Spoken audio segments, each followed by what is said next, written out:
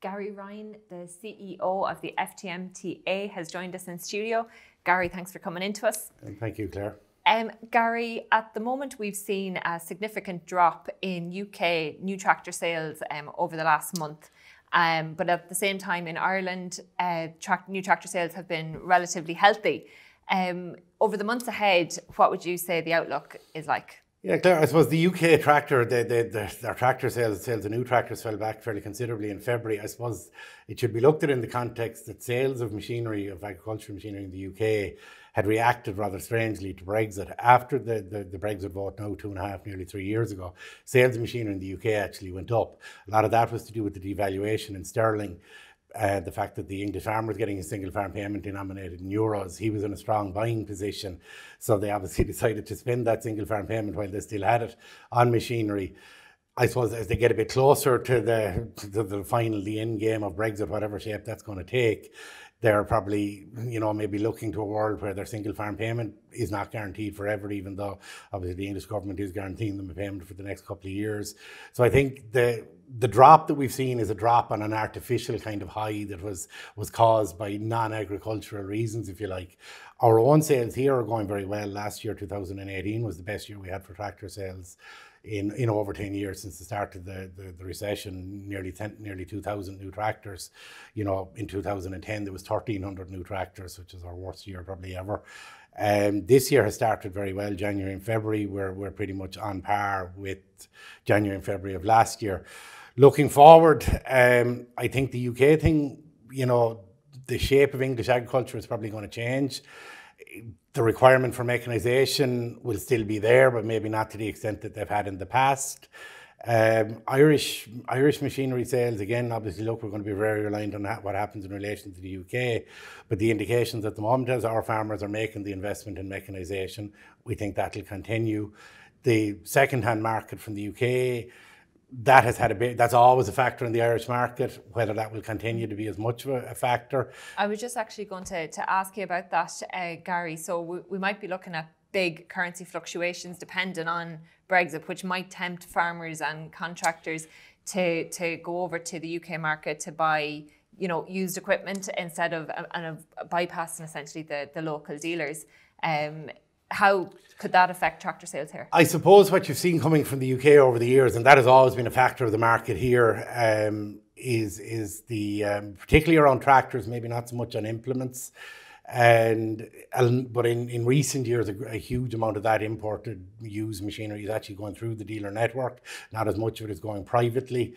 That kind of is a factor of regulations on registrations of second-hand tractors tightened up a lot. It made it maybe an awful lot more cumbersome for a private individual to do a private import. It's easier, to source. If he wants a second-hand tractor, source it through the dealer network. A lot of our members, a lot of FTMTA members would have dealers in the UK that they've been dealing with maybe for, at this stage, maybe generations, where they can rely on those guys to source good quality tractors, send them over. It gives the customer here the security of dealing with, dealing with a local dealer and having that bit of support. Obviously, if you buy in the UK, looking at a private customer from Ireland, thinks you might never see this guy again. The support isn't going to be there if you're broken down on 3 o'clock on a Sunday afternoon in May. So what's your message then, Gary, to obviously, or contractors who are in that mindset? Yeah, I suppose, look, as a trade association representing the machinery industry, our thing would be to support locals, support your local dealer. And we think that that's a kind of a symbiotic relationship. You're supporting the local dealer, but the local dealer will be there to support you when you've got your breakdown. And at least you're not buying a new tractor, and you're not buying a tractor that has all the warranty and that of a new tractor, but you still have that level of support from your local dealer, who you will be able to find when you're broken down at 3 o'clock. I think the currency, who knows what way sterling is going to finish up and what way Brexit is going to finish up, for that matter. But I suppose it's not unrealistic to think that sterling could weaken more. But in a situation, if for instance the hard Brexit thing came back on this table, probably doesn't look as likely now. But certainly it would be next to nigh impossible, I think, to see a private customer from here being able to navigate importing from what will effectively be a third country at that stage, whereas dealers will still be able to do that.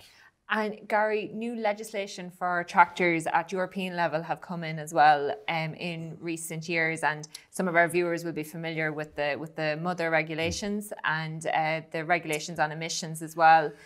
Just looking ahead, how will that potentially impact on the trade? Yeah, I mean, I suppose it's funny, you look at all that legislation coming from Europe, and especially in the context of Brexit, is it a bit ironic? But a lot of it is around emissions, as you say, and we've had that ongoing over a number of years, where we're looking at stage five final, which will come in at the end of the year. But we've been through, we've had tier 2, 3, 3A, 3B, 4. We've been hit by a lot of them over the years.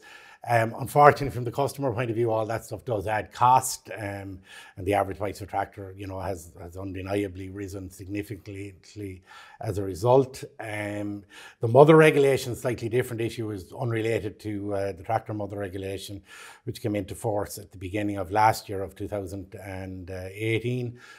It's not related to emissions. A lot of it is related to safety. It has wider implications as well outside of tractors into other forms of implements.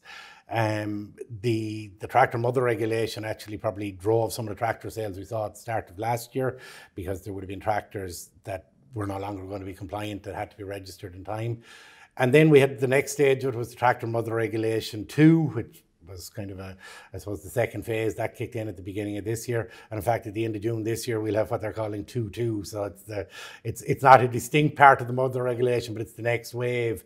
All this stuff does add to the cost of tractors. I mean, the cost of tractors has risen remarkably.